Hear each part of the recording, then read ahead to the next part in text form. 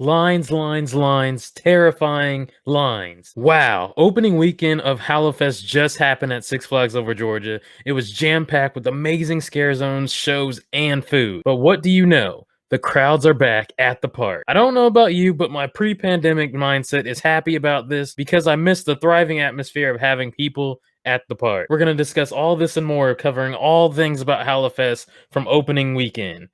Let me explain.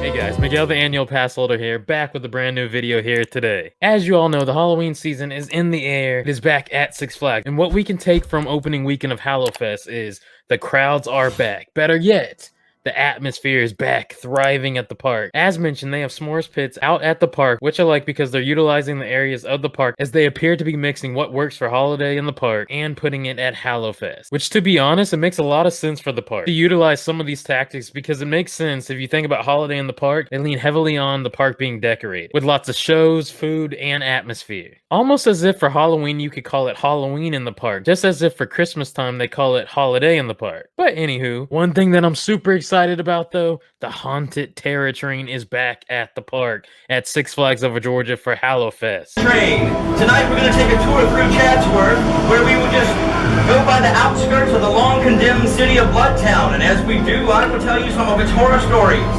Everyone likes a good scary story at Halloween, right? The terror train has returned with haunted tales on the train, but a boarding pass is required to get on board with the return time. So to explain this a little bit further, you would need to get a boarding pass in advance that'll give you a designated return time for you to experience the train ride. And I have to say, I haven't been on the train since Fright Fest last year, 2019, and I'm super excited to get back on it this year for Hallowfest. But something that I like a lot that they do very well for the Halloween season is merchandise. Tons of Halloween merchandise is available at the park, some old and a lot of new. They have a variety of Halloween hoodies, t-shirts, cups, and all things for all walks of life. These range from on the real scary spectrum to the not as scary items, but it really appears that they are pushing the clown theme for their merchandise, which personally makes a lot of sense. Because if you check out the USA area of the park, you'll realize that the clown area is the biggest scare zone area of the park during Hallowfest. Along with the area comes tons of shows that are held here in this section where Six Flags had in mind for this area to be utilized the most. These particular bits of merchandise can be found at the front near Twisted Cyclone at the Coastal Gift Store, as they always have the best seasonal merchandise located there in my opinion. But you can also find great merchandise in Attitudes, where they also have a pretty fun selection of Halloween t-shirts that are more mainstream but are still really good though. This though is another great location for specialty seasonal merch for all seasons, as you can see from 4th of July to Halloween now. Oh, let's talk about something that everybody loves out there and everybody does.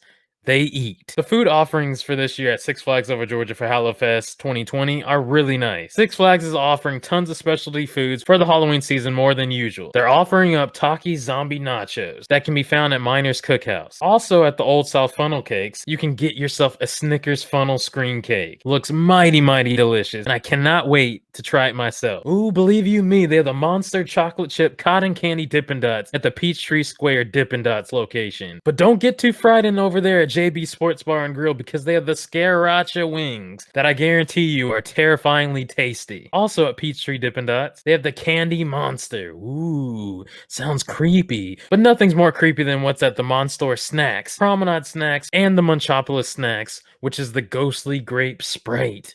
Looks mighty refreshing. And now for what we have all come here for, the scare zones, the open-aired, social distance scare zones that have a lot of lines on Saturdays. Let me explain. The scare zones offered at Six Flags Over Georgia this year for Hallowfest include the following. The Zombie Zoo, where caged zombies are on display and snarling for a selfie. From what I've seen so far, this one seems to be at the top of my list of the 4 that they're offering because I like the way it's laid out. But icons of Halloween are swarming in Seeds of Samhain through a haunted pumpkin patch. This one does look mighty creepy, and I love what they've done with the area. But nevertheless, one of the most fun scare zone areas that I fell in love with last year was the pirate theme area, Cursed Cove that is, featuring corrupt pirates on the hunt for souls who come too close to their booty treasure. Sorry, I know this is a family friendly show, but pirates also call their treasure booty. You get it? You guys get it. Big Top Terror, the biggest one of them all. I'm excited about, but also makes me reminisce of a few years back. That I'll explain soon in the video. But Big Top Terror is full of maniac clowns eager to give you the fright of your life. And last but not least, you gotta go with the food that is offered on the menu, but if they do run out of food, make sure you stop at the Cannibal Cookout, with flesh-eating freaks and mutilated monsters lurking in the shadows. Better than some of the barbecues that I've been to in my day. But to more so talk about numbers here, because I do have to drop some stats on you all. Because it does appear that Six Flags has steadily increased their capacity amount at the park, just like Disney has for the Halloween season. Even though they are not having their Mickey's Not So Scary Halloween party, it is still holiday season and they have bumped up their capacity, just as Six Flags has too as well. But yes, they have increased their capacity amount at the park, which has come just in time for the Halloween season. Because if you don't know by now, Halloween is the biggest money season of the year at the park. They have increased security and the amount of guests in the park, around 11,000 allowed, I believe. But if you're excited for Hallowfest, now is the time to utilize those Diamond Elite membership upgrade perks,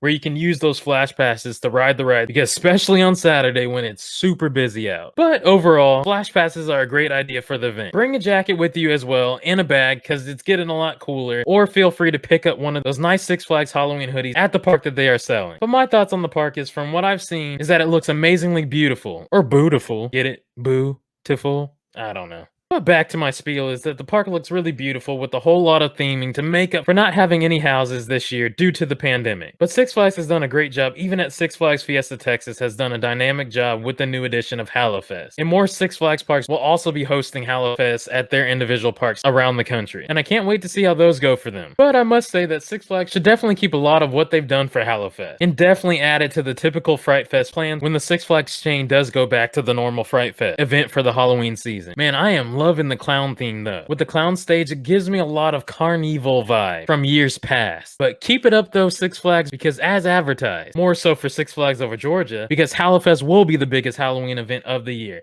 More specifically, it'll be the biggest Halloween event in the South, because there's no Scarewinds at Carowinds. Dollywood's Harvest Fest is more so family friendly, so if you want your frights, you gotta go somewhere else. There's no Halloween Horror Nights at Universal Studios, even though they do have 2 daytime Halloween haunted houses. And yes, Busch Gardens Tampa does have Hallowscream back, so I guess you can include that too as well. I have to say though that I am very proud, from what I've seen on social media, that the park is really living up to it. But lastly, I wanted to say thank you guys so much for your thoughts, prayers, and good vibes as she heals from her surgery without giving too much personal information. That's the reason why I wasn't able to go to Hallowfest on the opening weekend, but I cannot wait to get there to the park, enjoy the event, and also cover it for you all. But again, thank you all so much. My mom is very grateful for the love that you guys have shown and all the kind words. She read every wonderful comment. But with that being said, thank you guys so much for joining me on this video. Again, I'll be at the park eventually soon, in due time. Till then, my next video, my next adventure. Make sure you guys take care, be well, and stay safe. Till then, have a thrilling day. Oh, by the way, nothing was more frightening at this event from what I've seen more than the long line for Joker Chaos Coaster. That is scary.